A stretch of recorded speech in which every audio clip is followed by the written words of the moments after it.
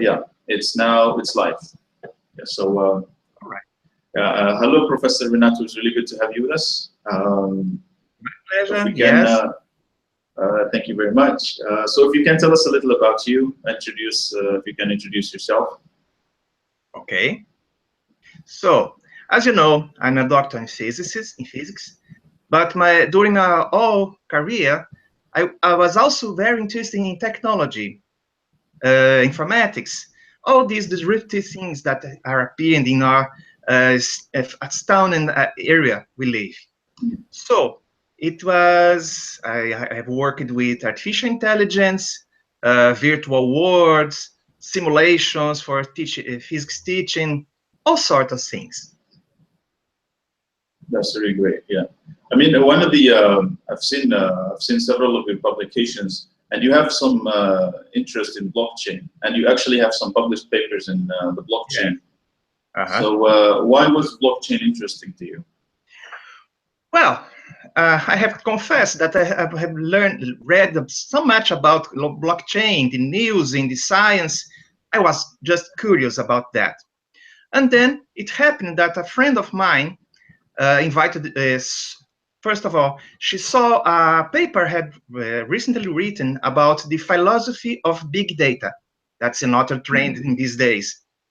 And she found the paper interesting, the way I discussed about it in a philosophical sense of view. And she challenged me to do the same thing about the blockchain. That's a matter she was really interested. Well, it was a challenge to me. I have read the same thing about blockchain, but I have never considered it in detail from the scientific point of view. She was interested in me to talk about use the information theory point of view. Well, I did some research, learned a lot about blockchain, what it is, what it's not. You know, people talk very much about it, but I would say a snack oil point of view, you know, too much hype about that. So I have to concentrate in the scientific point of view. Well, she asked me to research if blockchain is a complex system. All right, I go to it, and then I realized that it's a very big problem concern, because if blockchain were a complex system, it could involve in chaos. And I start realizing, well, I will not discuss if Bitcoin is a real coin or is a virtual currency. That doesn't matter for us. People is putting real money in it. So if blockchain happened to be a complex system that could enter in chaotic regime, chaotic behavior, it would be catastrophic. Lots of people would lose money. So I become deeply interested in this question. And then came the paper, and fortunately, the conclusions were very nice. I think because I read your paper about, this is where you published your paper on blockchain systems being chaotic or complex. I'll post a link in the description for our viewers to actually go through that paper if they please. And so, if you can briefly tell us about the findings on the paper? Yes. I mean, whether blockchain being chaotic or complex. Yes. So, you know, complex system is a subject matter, very important one, but there is no good definition of what a complex system is. Well, there's a usual definition that a complex system is a system built from a lot of parts that have strong interaction between them. Okay, that's a most used definition. That is not a good one, because how much it's many? 10, 1,000, a million? Nobody knows. Nobody knows how one transition from a simple system to a complex system. There is no number, there is no limit, there is no And there's no way to identify that. And more, what's a strong interaction? I don't know. What is much too strong? So I have to research. Unfortunately, I found a paper, the Crutchfield, that creates some measure, some quantitative measure of complexity. So what I did was to use this measure to calculate the complexity of blockchain. Well, it's not easy, but I did it. And it results that blockchain, I mean blockchain, not Bitcoin, blockchain, the blockchain of Bitcoin is hardly complex.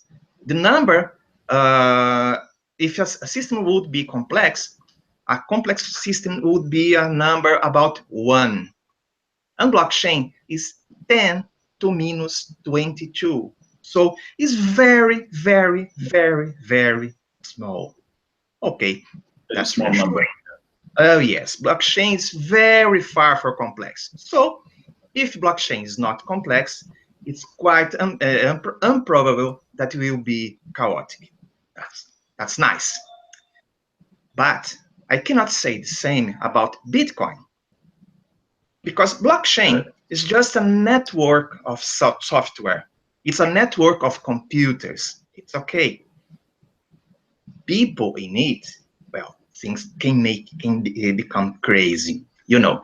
And as a matter of fact, another researcher studied it and discovered that because of the speculators, people just want to get a profit from speculating with Bitcoin. Things can happen very differently. You know, when you can use Bitcoin just to buy things, to buy your groceries, coffee on the corner, it's okay. It's just another coin. But if you use it to speculate, especially using high-frequency traders, high-frequency robots, now you're introducing a very high level of non-linearity in the system. And then it really brings the risk of the system becoming chaotic. So that's important. Please. And I think you mentioned something about mountain goats in your paper, on how things got a little chaotic on that end. Oh yes, mountain goats. Yes, yeah. That's a very good example of, you know, mountain goats. It was a transient, you know, an event that stresses the system. But if the system is not chaotic, this transient introduces a big volatility, but the system may be resilient enough to go back to a kind of dynamic equilibrium. It's okay. Of course, people lose money, everything, but it's not chaos. When the system goes to chaos, things go completely wild and complete. You have no idea where it goes. You know, Jupiter, the planet Jupiter, has a red spot. This red spot, people didn't know what it is, but now we know that it's a chaotic system. And it's there for a long time. Galileo has seen it. So it's there for 300 years. So you don't know what happens to a chaotic system. There's no expectation about going back or going wild. You don't know. So it would be much, much worse than Mt. Gox. But fortunately, I have discovered that Bitcoin is far from being complex, far from being entering in chaotic behavior. It's all okay. And I have, of course, did the same research for Ethereum. Ethereum is all nice, okay. It's not 10 to minus 22, it's 10 to minus 20. It's quite good. It's quite good. Still good, yes. Yeah. And which brings me to another point where you mentioned in your research paper that you mentioned the distinction has to happen between digital payment systems and the blockchain distributed ledger. Can you tell us why this distinction has to happen? You mean in Verify, for example? No, in your paper, you Yes. you mentioned that as a reader, you have to distinguish between the payment system and the yes. blockchain distributed ledger. Can you tell us why this separation is important? I mean, why do we have to separate? Yeah.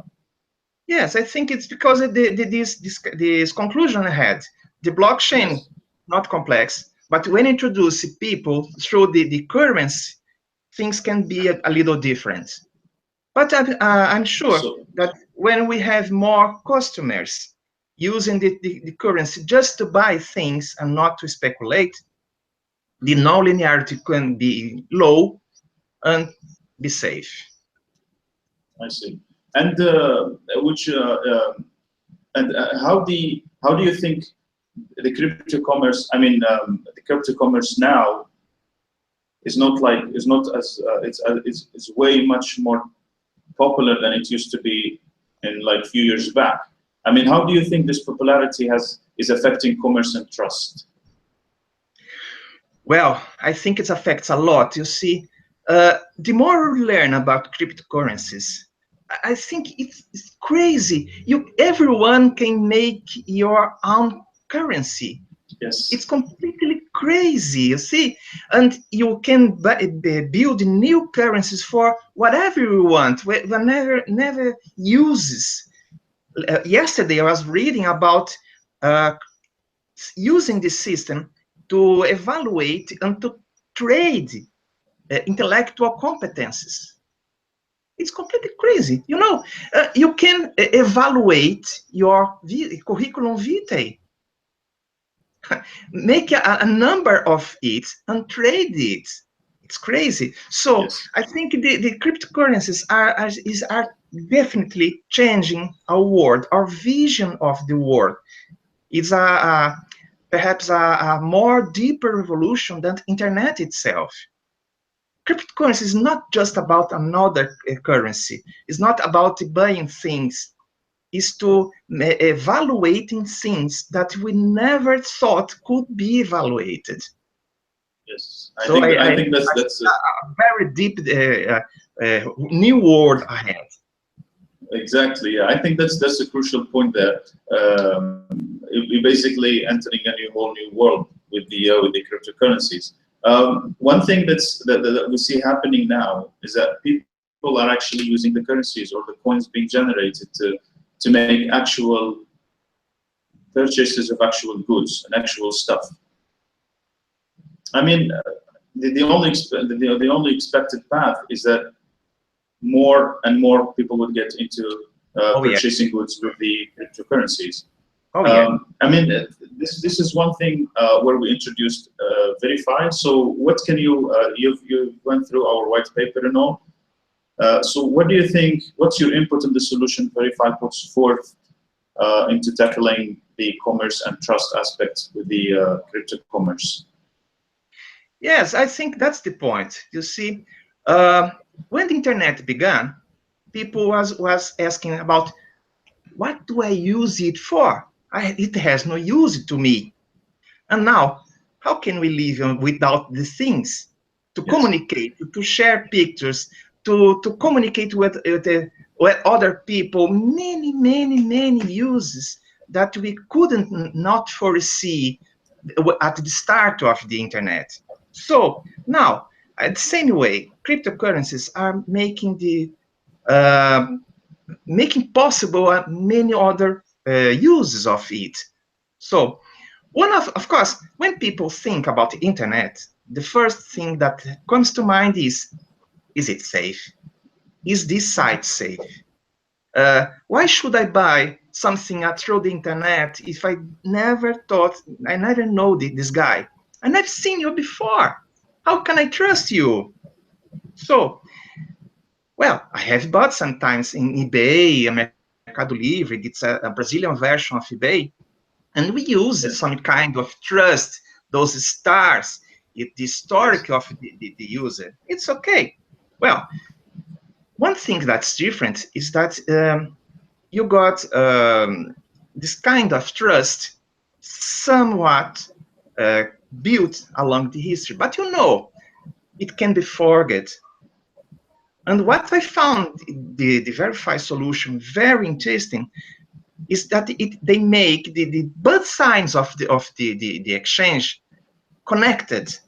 It's the same transaction between the buyer and the seller, the flux of the money and the flux of the goods, and they are touched. Just only if both are happy, then the trust comes.